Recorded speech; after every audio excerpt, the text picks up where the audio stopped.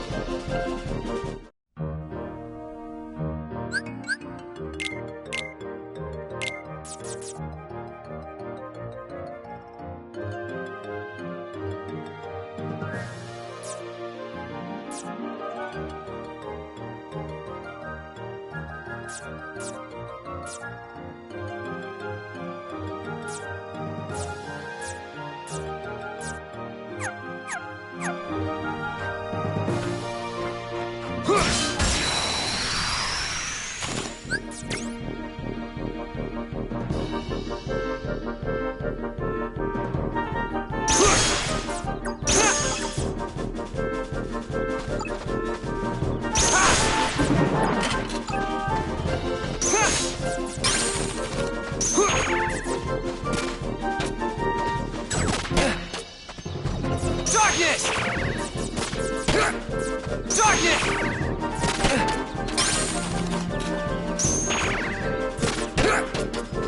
Darkness! Darkness! Come on!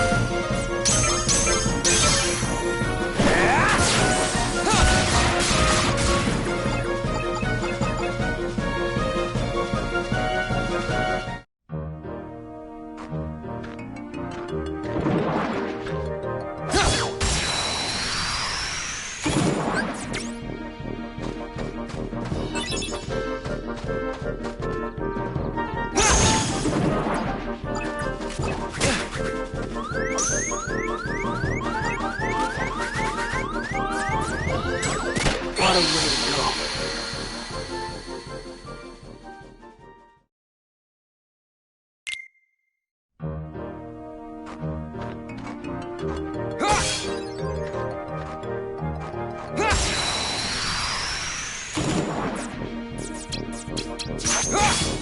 Take this!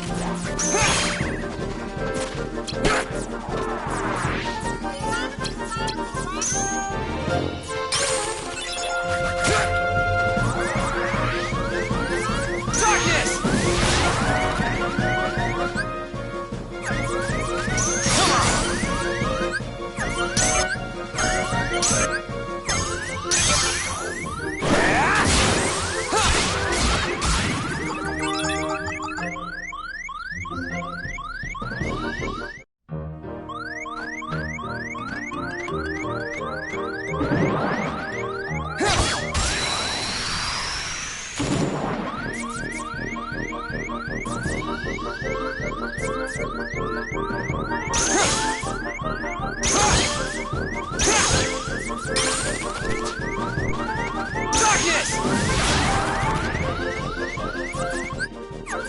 Come on!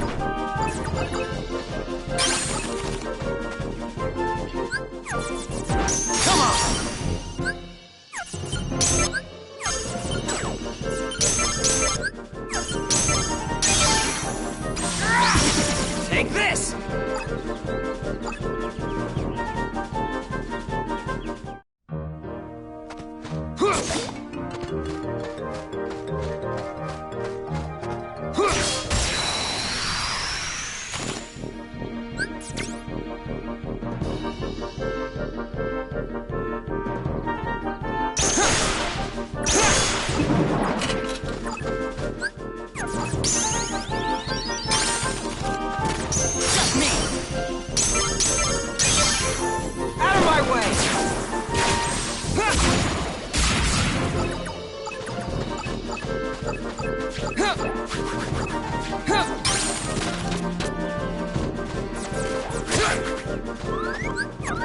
on!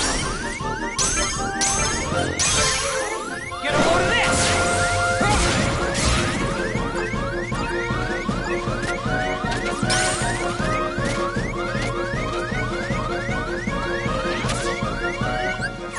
Just me!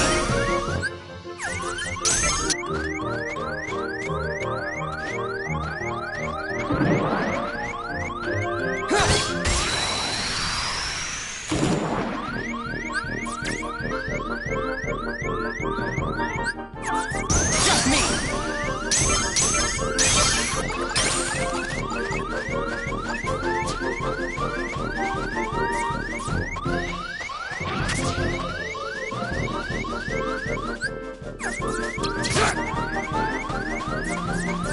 Come on! Out of my way!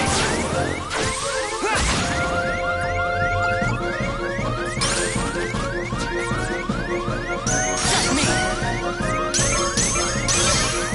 Out of my way!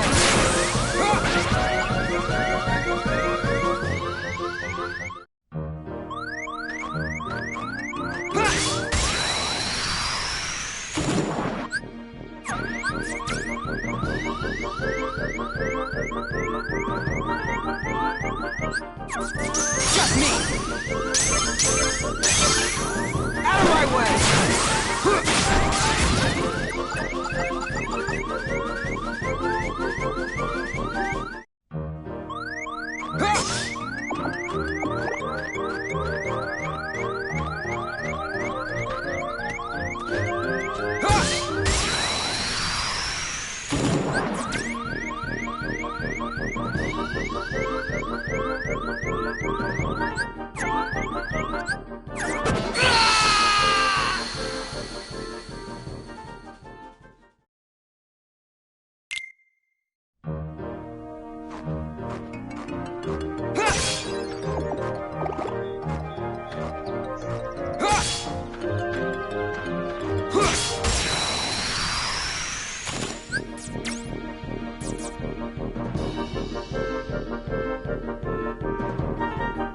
Just me! Out of my way!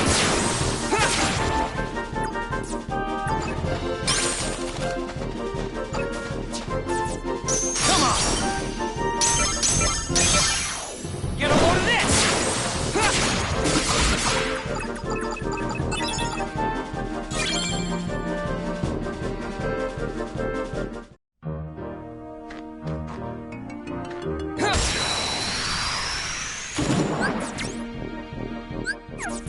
Just me! Out of my way!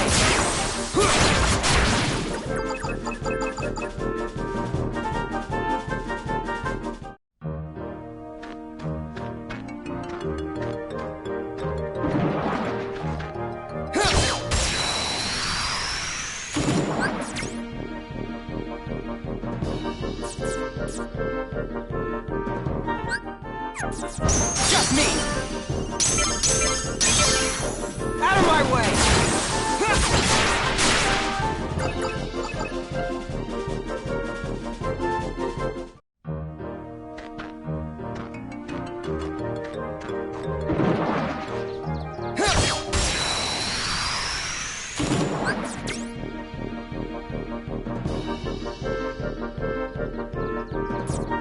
Just me! Out of my way!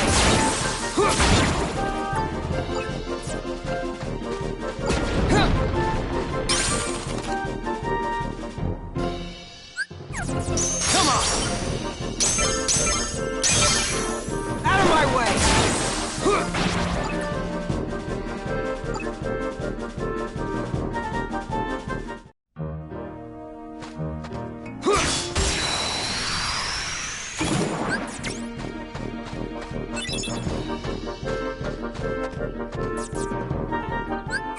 Just me!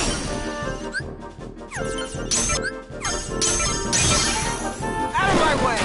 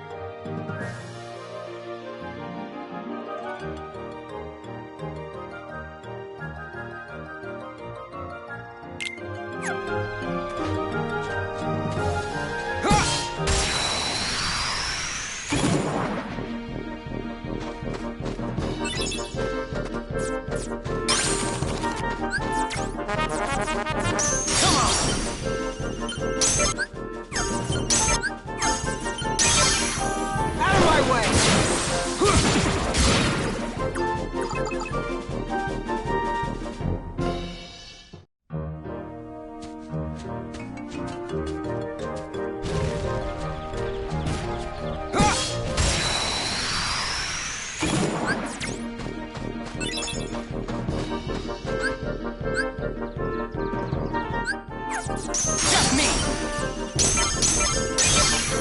Out of my way!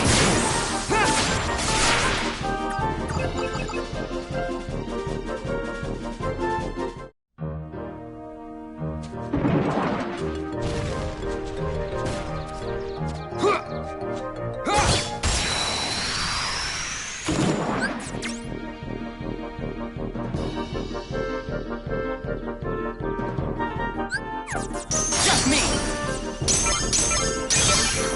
Out of my way!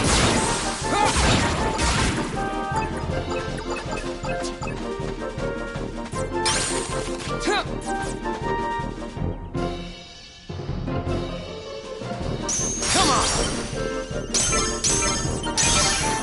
Out of my way!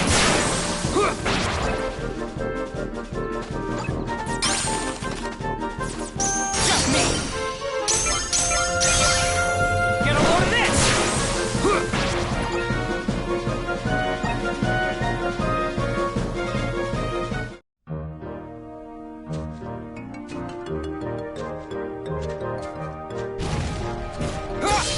Take this!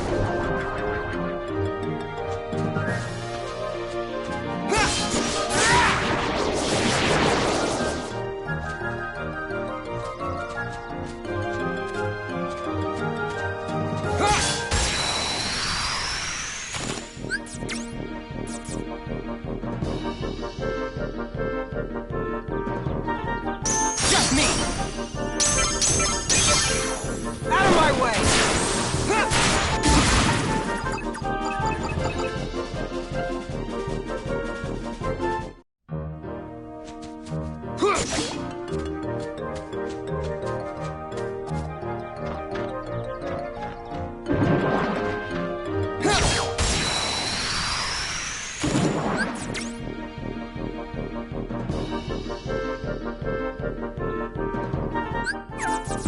Come on! Out of my way!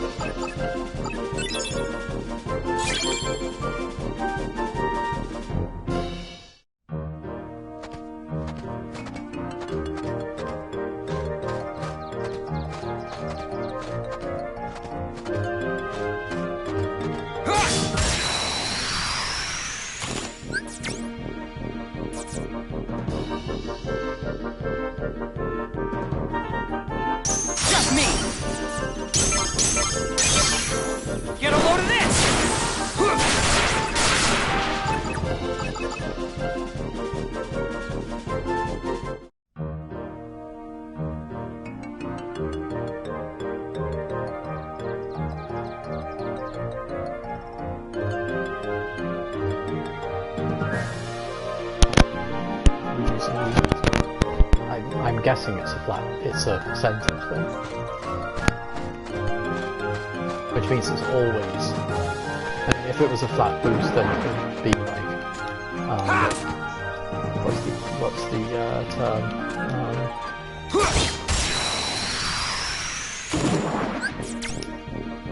Diminishing returns or whatever. Like the more powerful you are, the less the Get a load of this! if it was just like +5, say every time, then like, yeah, if you're low level and your attack is like 5, then that's basically double. But then if you're like high level and your attack is like 70, then +5 isn't that much of a difference. But if it's a percentage boost, then it's useful all the time. So, I don't know.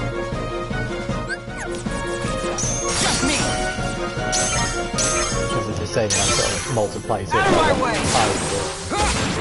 5, doubles it, then it'll...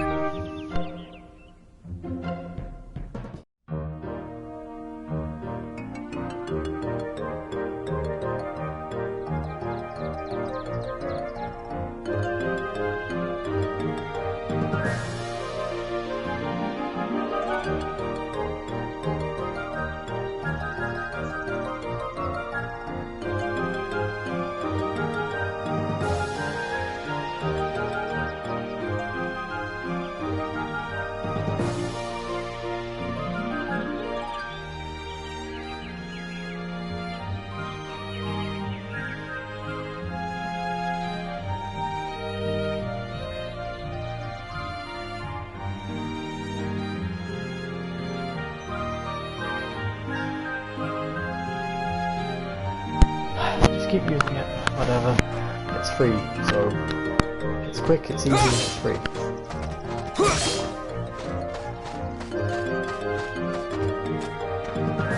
Just like me.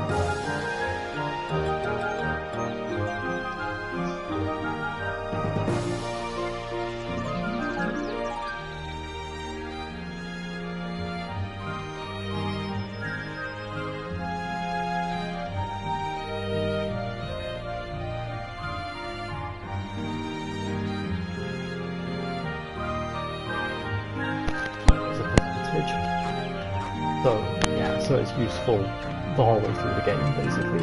So yeah, good. Okay, at least it's actually useful for me, and I'm not just like increasing my attacks by a factor of like 0.1.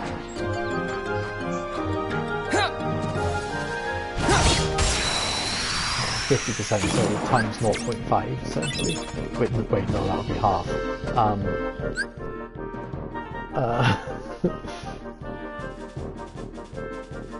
Yeah, plus half of what it is. So yeah.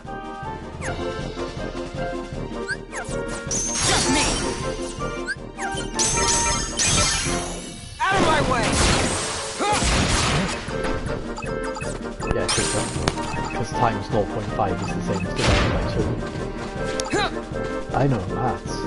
I'm smart sometimes. Come on!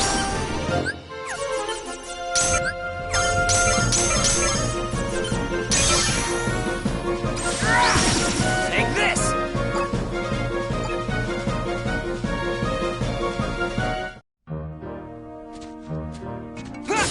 Like it!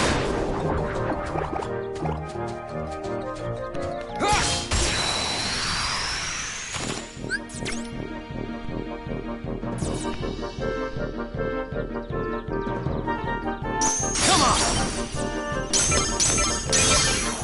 Out of my way!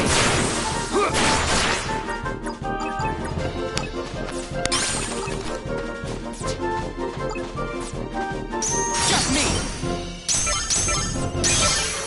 Out of my way!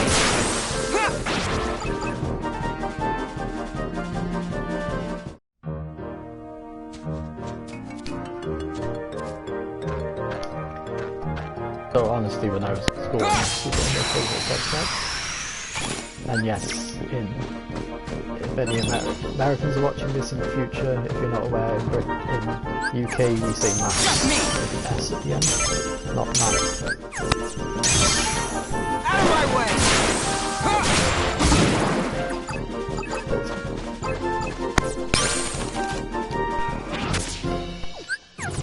Come on! Out of my way!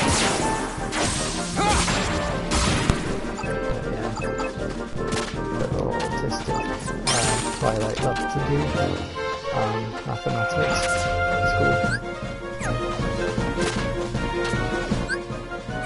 Just me!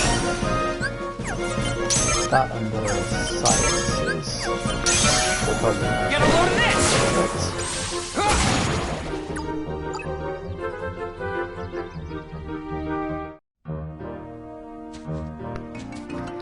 Art was my least favourite. I honestly dropped art like as soon as I absolutely...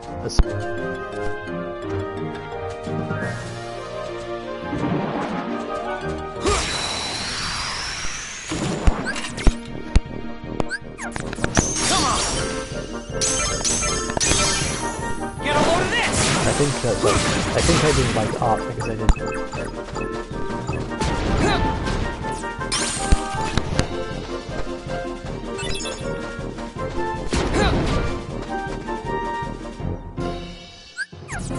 Just me! Out of my way!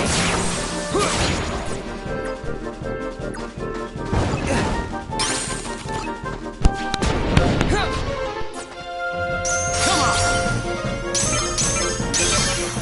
Out of my way!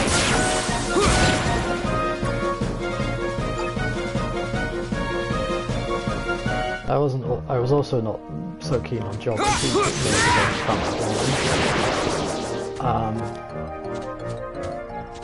history I found interesting and I liked learning about it, but I also was not very good at doing the actual work. I found it really hard. But it was still cool to learn about.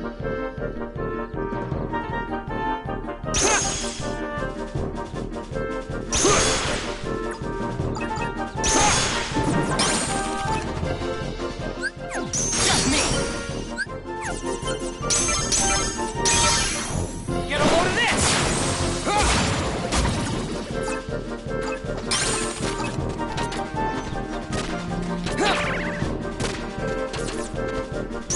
Come on!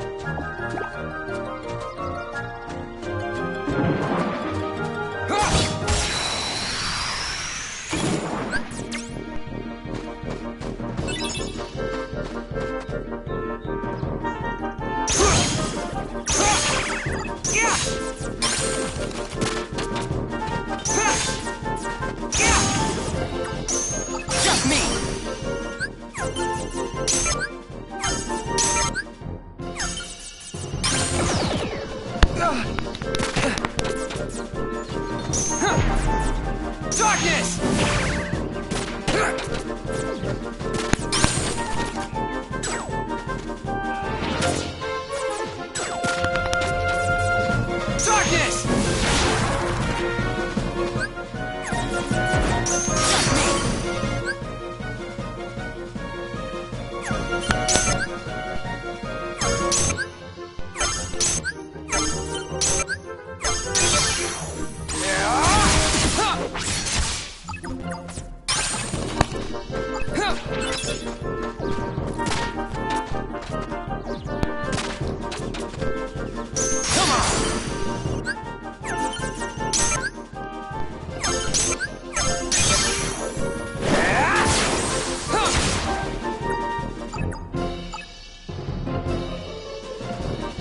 Then we had two classes on English. We had English language and English literature. I was kind of neutral about both, honestly. English language was okay. English lit really depended on what book we were reading at the time. I really enjoyed The Great Gatsby when we read that, honestly. That was a good one. I don't know what else we did. We did a whole bunch of Shakespeare, of course. We did Romeo and Juliet, because everyone does Romeo and Juliet at some point. We did Othello, which was good, honestly.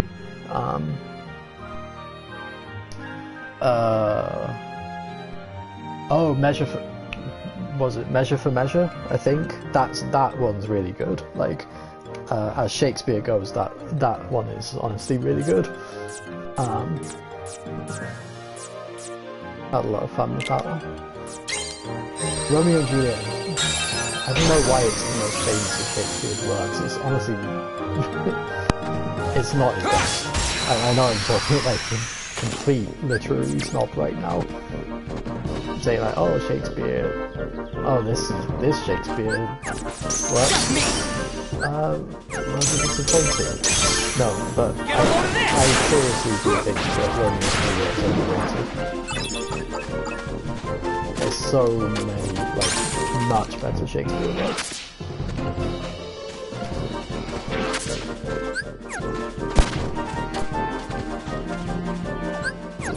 Come on!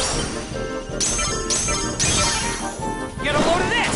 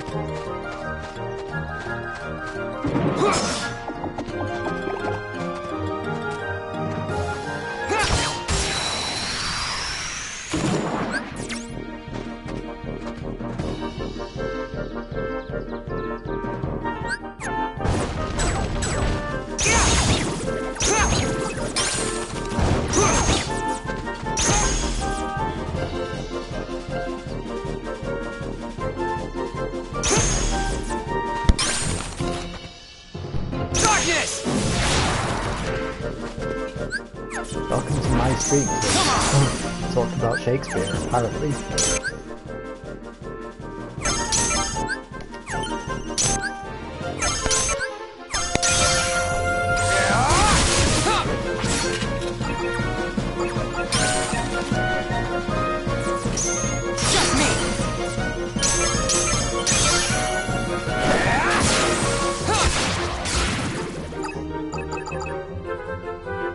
But no, just in case you get the wrong idea, no, I don't like read Shakespeare regularly or something like that. I have not actually read a Shakespeare play since I was in school, honestly. But I've watched overly sarcastic productions of videos about Shakespeare. By the way, I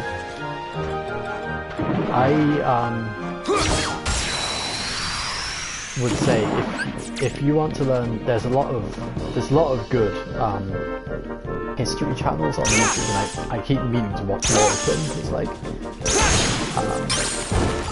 one, I want to get back into like learning stuff fun, because I kind of I'm gonna die. Hold on. Just me.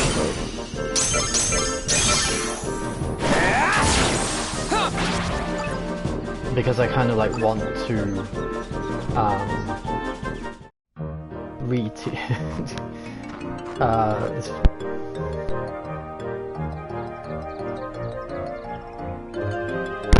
don't want to reteach my brain that learning stuff for fun is okay. And, like,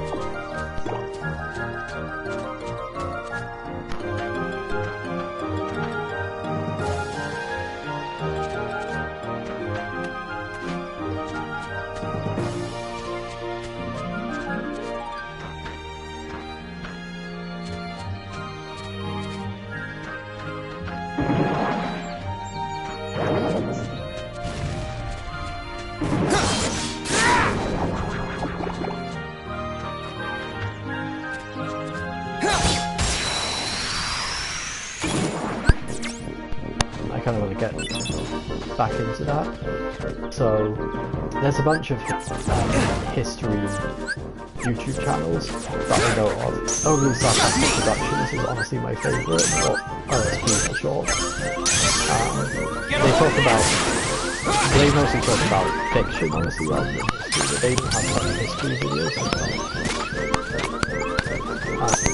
But yeah, if you ever want to get like, if you ever think like, oh, there's a thing that, is an old classic that everybody knows about, I can't be bothered to read the whole thing, but I'm still curious as to what it's about, go to the Sarcastic Productions YouTube channel. They most likely have a video on it.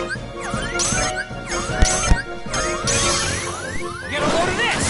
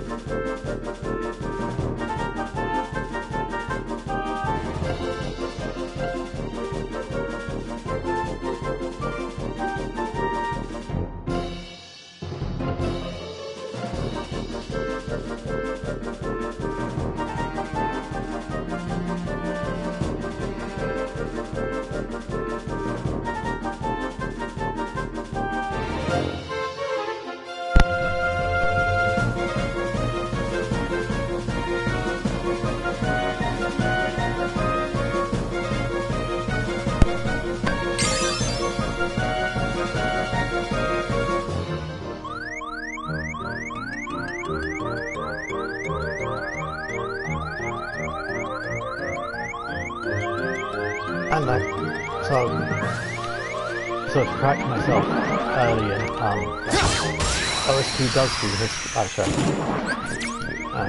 well, no one's whistling. No one's whistling. Yes. Yes, Violet. That's very well said. No one's whistling anyway. Get a load of this!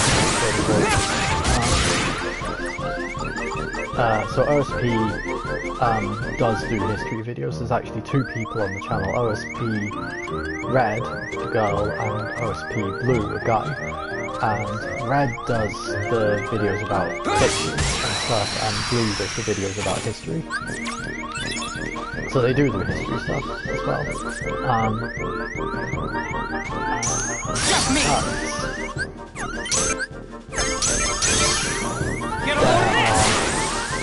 A few others. One that I learned about, which again I've been meaning to watch more of, is Simplified. Their videos are kind of long, but they're honestly pretty entertaining. They talk about like various events throughout history, just like, you know, explain them in the most well oversimplified way possible. There's a lot of drawings and a lot of humour injected, but like still, you know, like accurate. Like they don't sacrifice. In fact, sometimes they use the humour is right. The fact that what they're saying is actually very accurate. It's like a, you know, you couldn't make yourself a surprise kind of thing.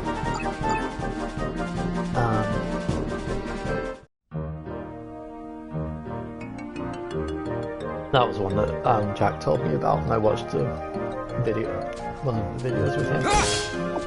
I don't know if it's the same channel, but there's also this.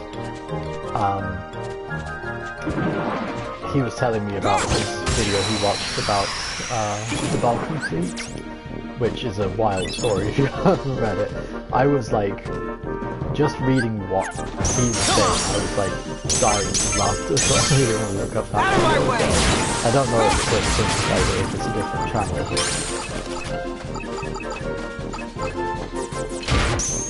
Honestly,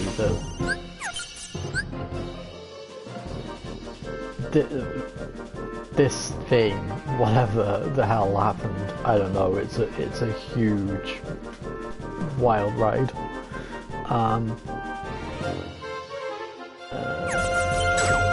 Yes.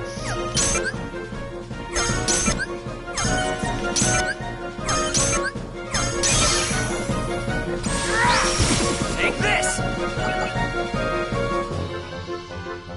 In fact, you know what? I'm gonna look at what he told me about it, and I'm gonna regale you with it. Oh wait, not Balkan Fleet, oh what was it?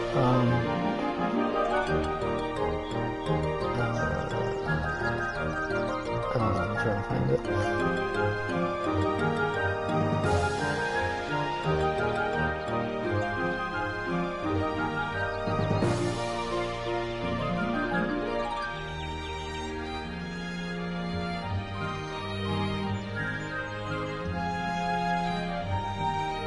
Yeah, the Baltic Fleet, sorry, not the Balkan Fleet. So this is an event that takes place during the Russo-Japanese War.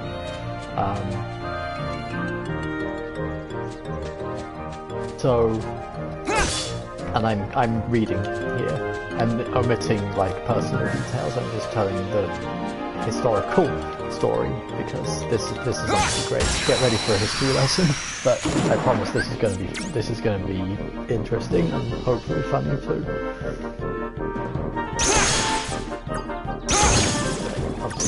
When I'm fighting.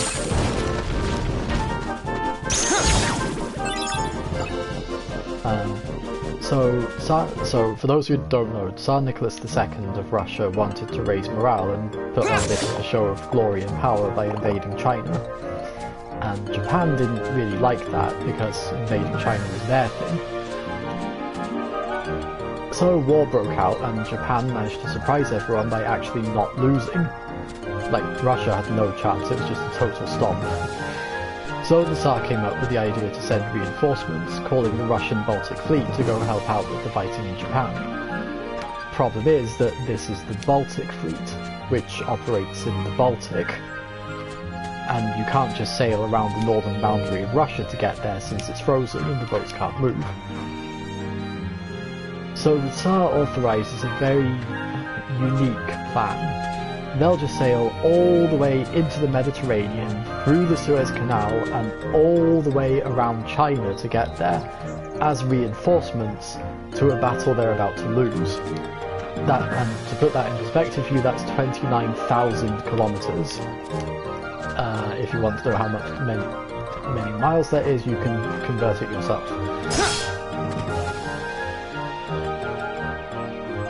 So you're probably thinking, so by now you're probably thinking, well, Twilight, that's kind of dumb, but like I thought you said this was going to be really funny, and that doesn't sound very funny. But oh, hold on to your seat, because I'm not done yet. Because this thing was a huge comedy of errors. Like, it could not have gone more wrong if they wanted it to. So, first of all, they conscripted a ton of extra sailors in a hurry because they suddenly needed to break out the still frozen at port ships.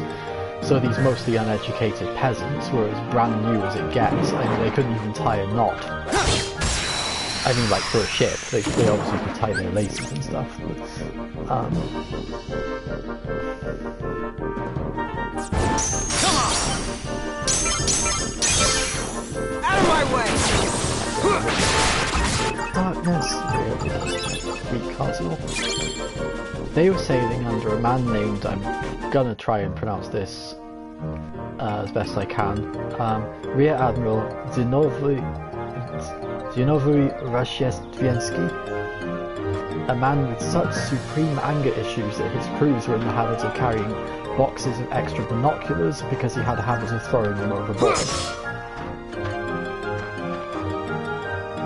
So they set sail, and immediately the flagship runs aground, another ship loses its anchor, and the destroyer runs into a battleship, causing it to return for repairs and delay them.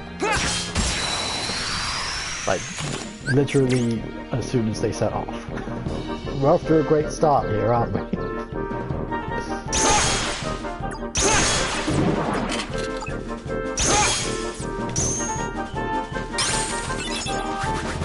Darkness!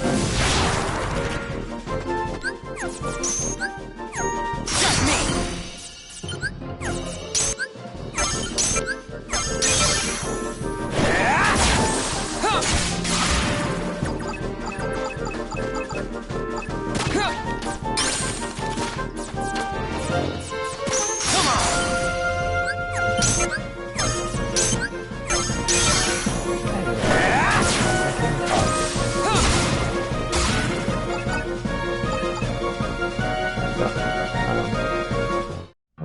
Anyway, so finally they set sail, but for realsies this time, and the crew is a bit skittish.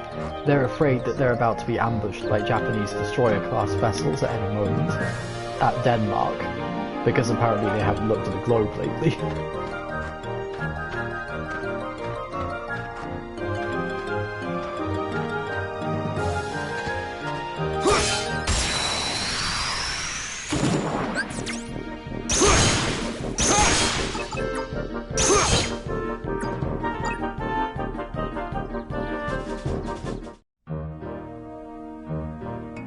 So they get past Denmark, and two fishermen in a boat are floating in the water nearby, and one signals the flagship saying it has a message for the Admiral.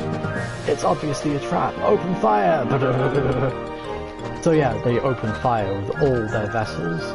Don't worry, the two fishermen are fine because the warships missed every shot.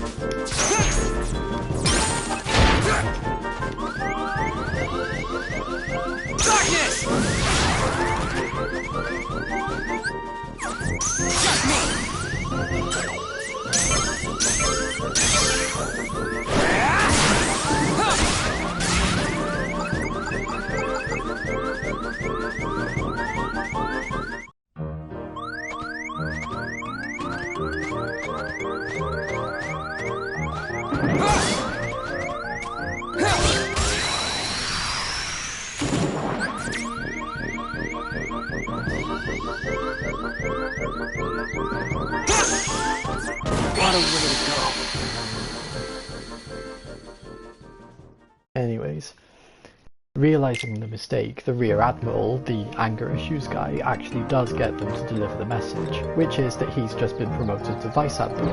Nice.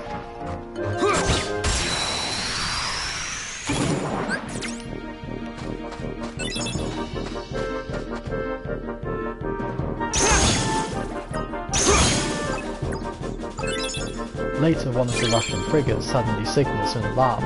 They're surrounded on all sides by 8 Japanese torpedo boats. Help! There were, in fact, 0 Japanese torpedo boats. Like, literally, there was nothing there. They didn't even mistake another boat for it or something. There was nothing there. Like, I have no idea how that happened. Like, no one does. Paranoia, I guess.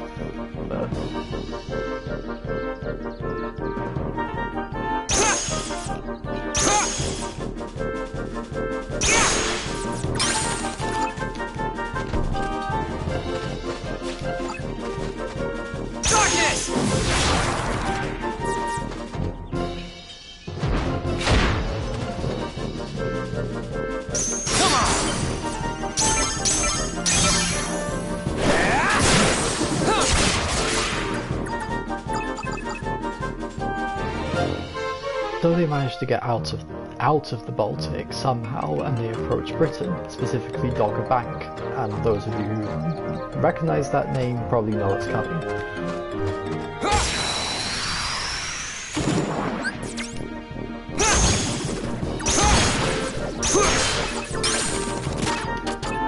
Darkness! Just me!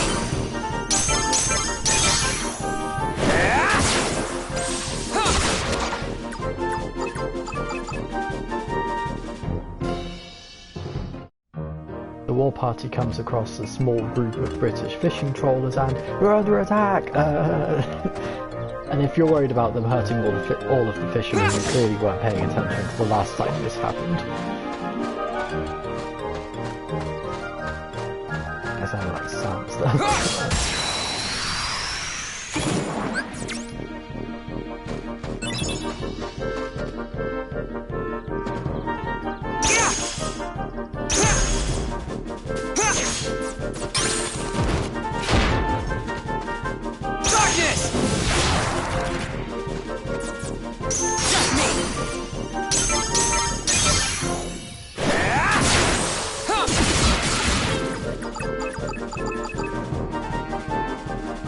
I commented at this point that this sounds like a comedy sketch. And it continues. Russian sailors ran around the ship waving cutlasses to ward off imaginary boarding parties, as the gunneries continued to fire for 20 minutes, firing nearly 500 shots in the process. And I remind you, this is in response to a small group of British fishing boats. Some sailors, however, put on their life jackets and lay down on the deck at random, accepting their inevitable demise. Yeah, it was a lot. It was very much paranoia. But at this time, oh, sorry. Continue on, right?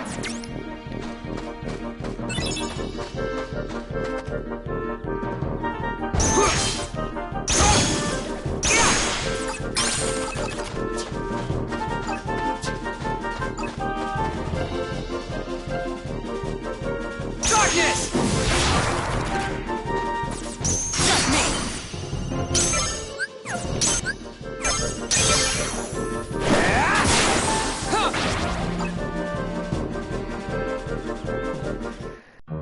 So by this point the Admiral is like, oh, these Japanese are so weak, it's like they're not even trying to... Oh shit. Yeah, so they somehow realised the mistake and stopped firing. They managed to sink one trawler out of the many there and damage 2 of their own ships from friendly fire. The flagship in particular fired actually literally 500 shots and did not hit anything.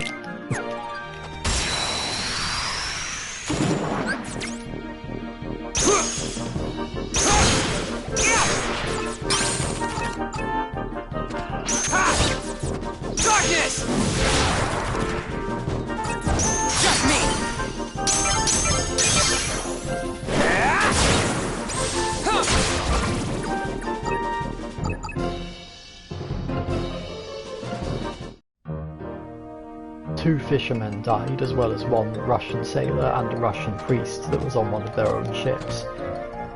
But this became known as the Dogger Bank incident, and it came very close to igniting an actual war with Russia. Instead, the British decided to just revoke their access to the Suez Canal. Yeah, you know, the thing they were planning to sail through in order to get to Japan. Oops. So now they have no passage, and they have to make a slight detour to get to Japan by going around Africa. Just a slight detour. So they sail southward, attacking more innocent trade and fishing ships they thought were Japanese along the way.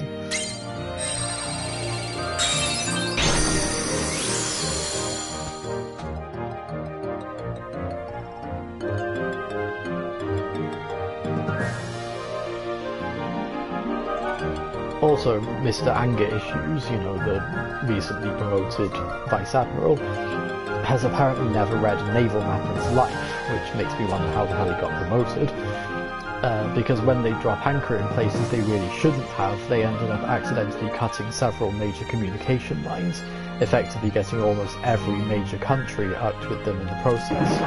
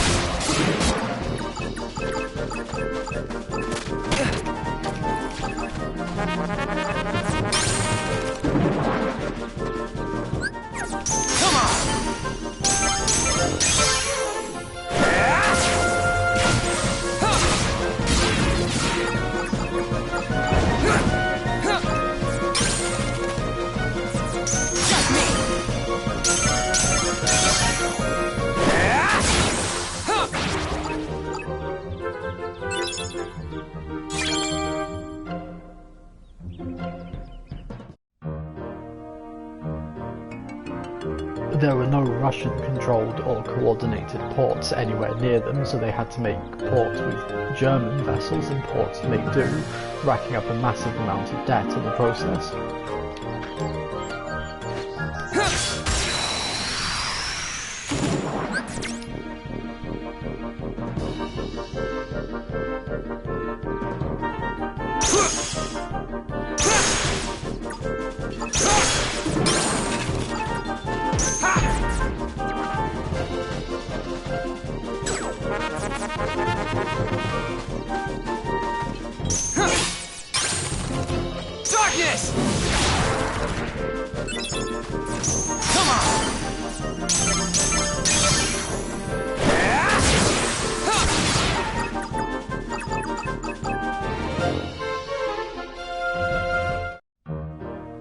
So to explain a little, these ships were coal-powered. It was the early 1900s after all. So while restocking, they also decided to get extra coal.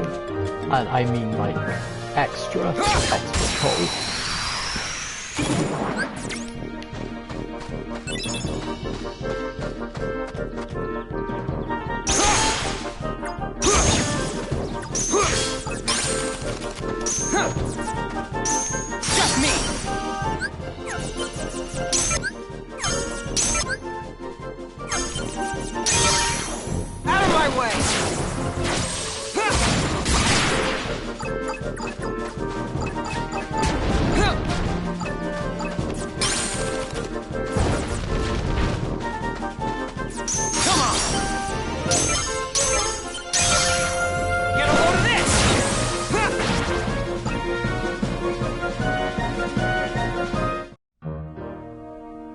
I mean, so much coal, they can't even store it with the rest, so they decide to just have big piles of it on deck, outside, all over all of their ships, in like really, really big mounds.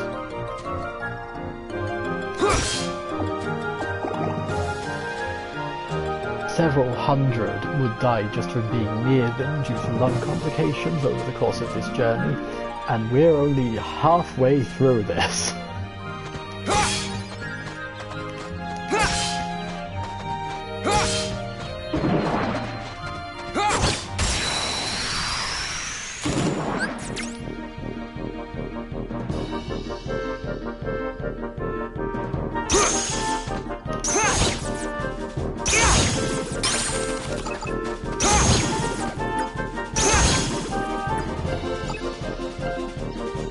And you're probably thinking, well, that's bad, but hey, it's not like coal is flammable or anything. Did you know coal is flammable? Because apparently they didn't. And this is where we go from historical bullshit to straight up Looney Tunes. So morale is low, and the Admiral wants to perk everyone's spirits up.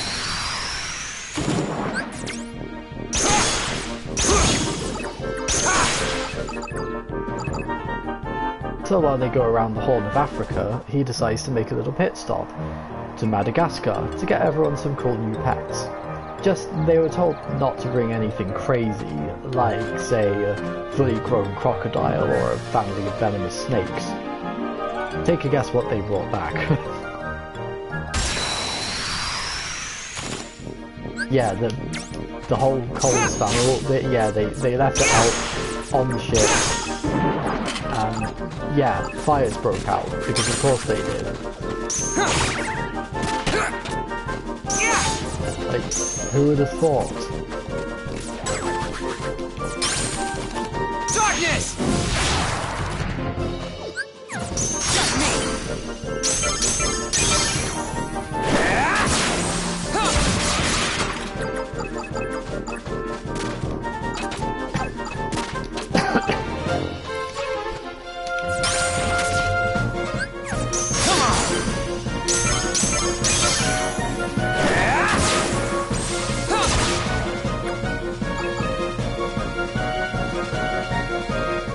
So, they brought back basically a zoo's worth of animals. Like parrots, chameleons, a literal giant crocodile, and snakes. Including one that the sailors somehow got to drink vodka. No, I don't know. The Admiral got a parrot as a gift from one guy, and it began swearing just as much as he did.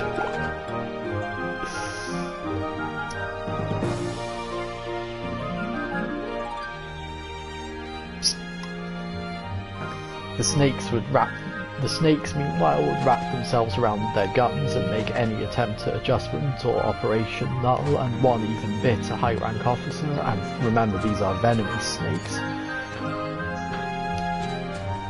The flagship was overrun with chameleons who would typically go missing and then turn up in the worst places, since, you know, camouflage and all.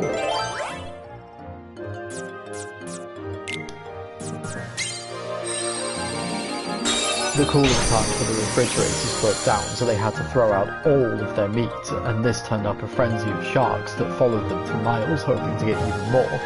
So they're now sailing in shark-infested waters.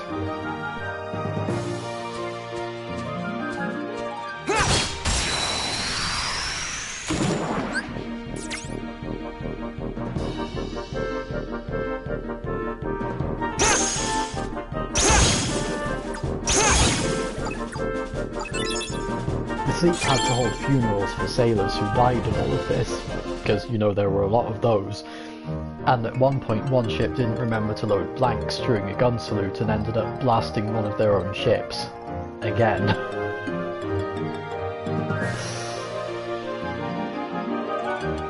So, there was a mutiny. Actually, there was probably more than one, but there was one mutiny in particular that was pretty nasty. At one point they were hoping to receive a shipment of ammunition since they had burned through so much already, and instead got a shipment of winter clothes, including fur boots and coats, by mistake. Somehow.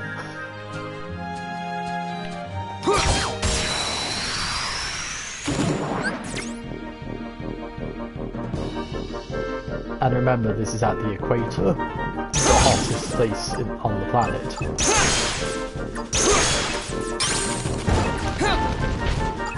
Darkness!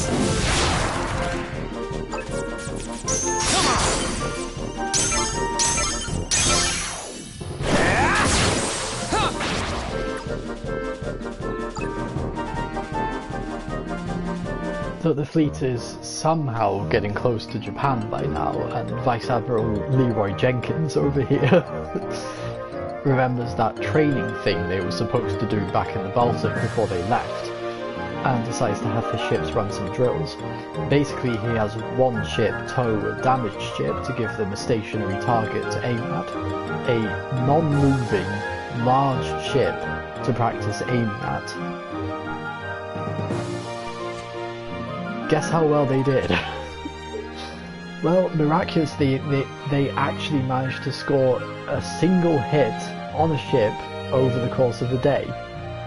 Okay, so it was the ship towing the actual target that they hit, but hey, they hit something.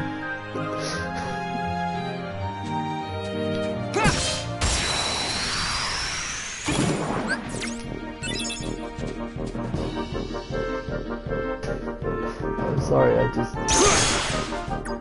find this so hilarious, like, how did this even happen? Darkness! Just me!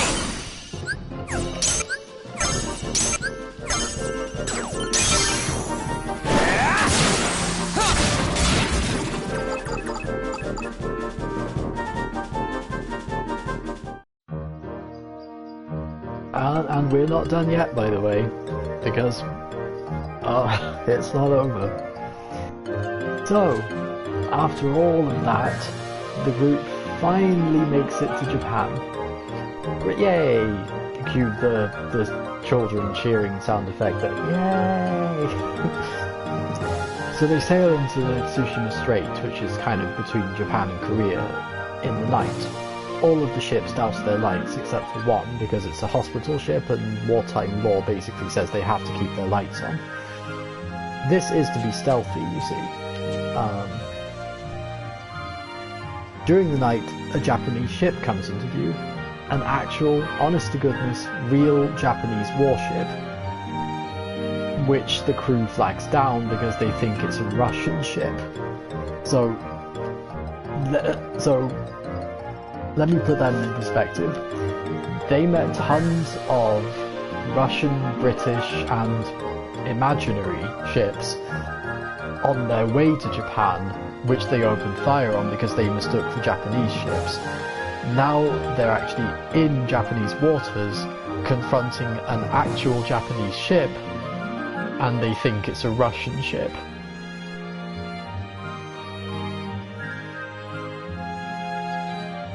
So anyway, so I'm sorry, oh my god, I wish I had learned about this in school, honestly. So they use their lights to send a discreet message to this Japanese ship, you know, the enemy.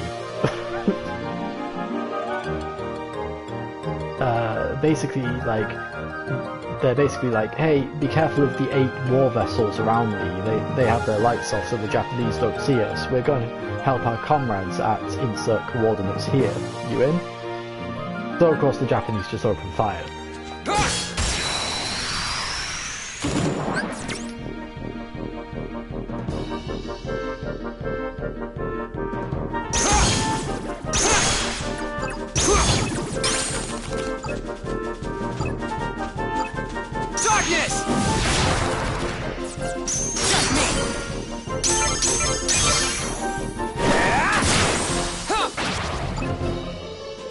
The Battle of Tsushima starts, and oh hey, it's over already.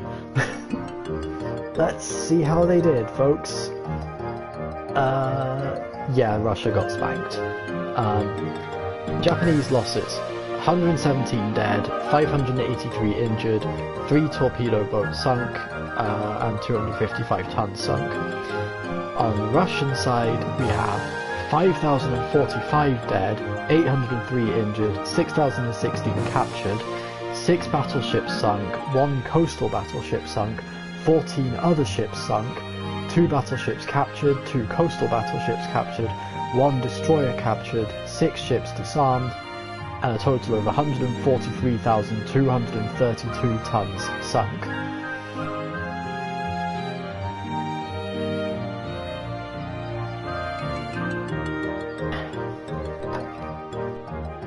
Yeah, landslide victory for the Japanese, I would say.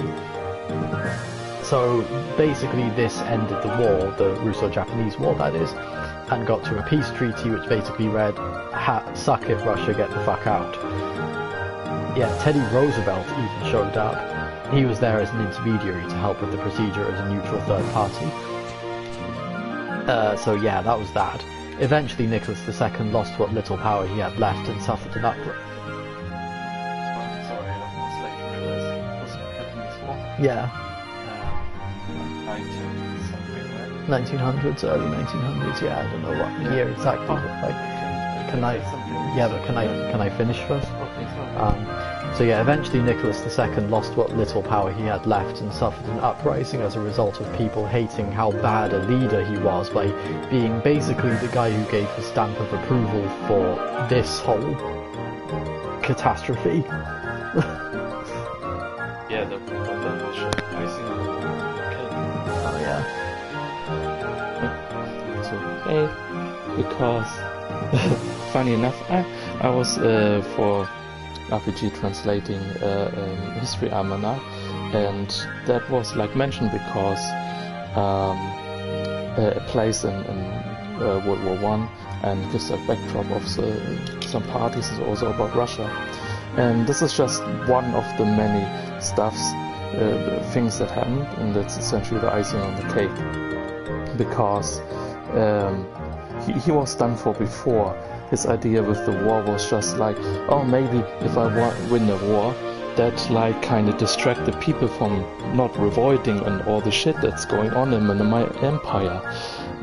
That was essentially his very stupid idea, or very arrogant, right? Yes. It was more like we had like uprisings because like people were hungry, people like were in a bad situation. You have imagined like it was very dispersed, like how the quality of life was. Like in the cities you had maybe something akin a bit to the West, and the others lived in medieval times. It's no joke. It was still like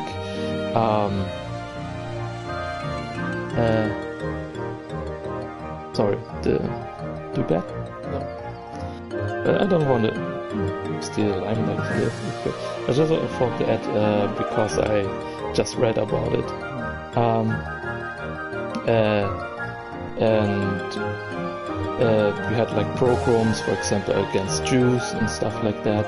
And yeah, the people were already on stuff, and so the war was just to think like, hey, there's a quick win maybe, then the people don't hate me as much, or are distracted. Yeah. And I didn't hear the beginning, so don't know the detail about the ships. Yeah. Why the ships suck? Because they were like manned by peasants with zero training on like sailing ships and stuff. Ah, I didn't know that. And underneath the guy with some serious anger issues. Oh, nice. Sorry, I got to it late, so only heard like, oh, okay, I didn't know that. Okay, that's even more bad. But what I know is the ships were not made for open sea. So then when they arrived, like most of the ships were already destroyed, so they were undernumbered essentially as well. Yeah. And so, well, and in the fight, they were made for this kind of fighting. And then I guess, well, with the peasants on top, yeah, absolute disaster, right? Yes. So I learned something too. Yeah. So I didn't know about the details. I just know about why he did it and that the ship sucked. Yeah. That was a whole thing. Yeah. So no, that's not to take away from you know. I just heard and thought to add something. Yeah. Yeah. It's not to take the limelight. Yeah. Yeah. But thanks for the information. Of course. I basically got onto it because I was talking about like I don't remember how I got to that point, but I ended up talking about history channels on YouTube, and then I was like, oh, there was one that did a video on the Russo-Japanese War and the Baltic Fleet disaster that Jack told me about, and I don't know what the channel is, but like I was like, this is a really funny story, and like, oh, you know what, I'll tell you it.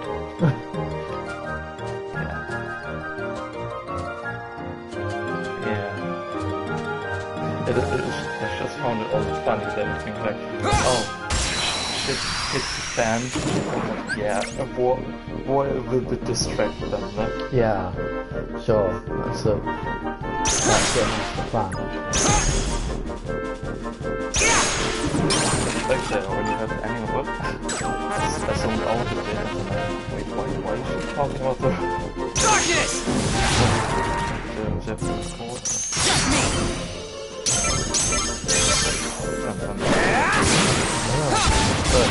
No, I was done.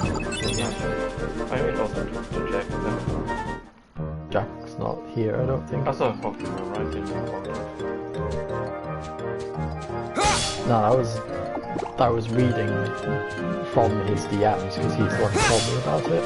I just saw that it was on, so I thought like, oh, he's telling right now. No, that was a long time ago.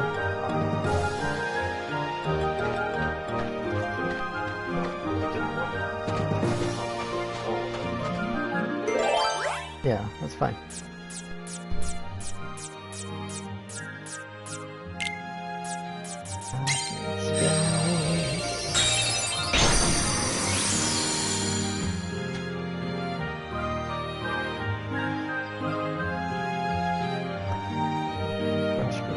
It says connecting to chat and I can't see it.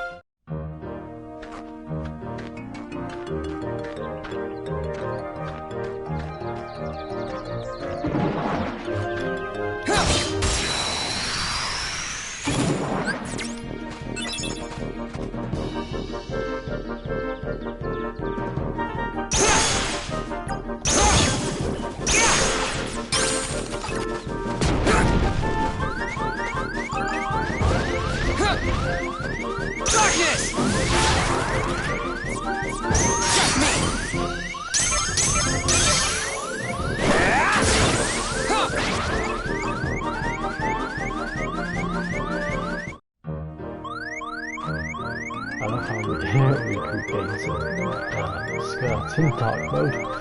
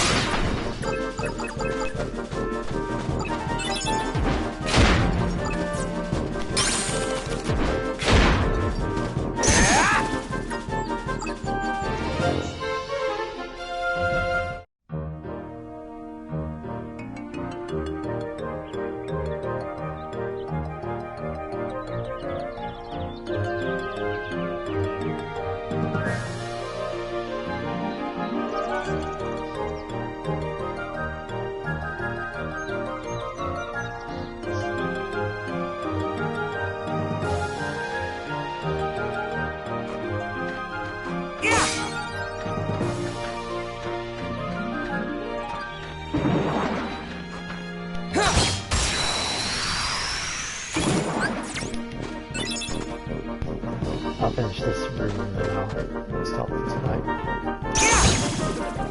Wow. That was impressive. I've never done that before.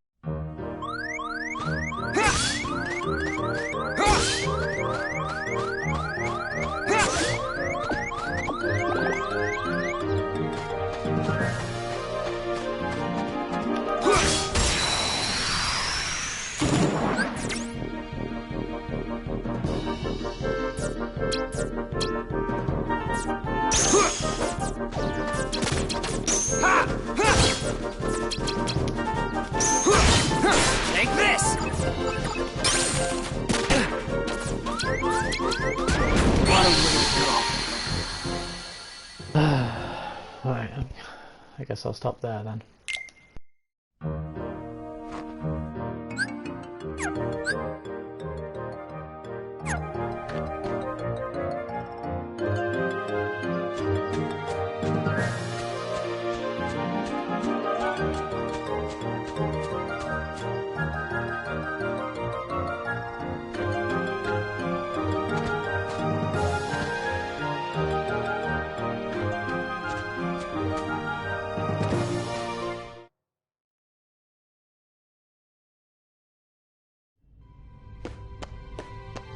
So, until next time, sorry for the lack of story progression in this one, but like I said, I can't always guarantee that with Riku because he doesn't get much story in his worlds. So, until Monday, see you then, Daybreakers. Take care, love and peace.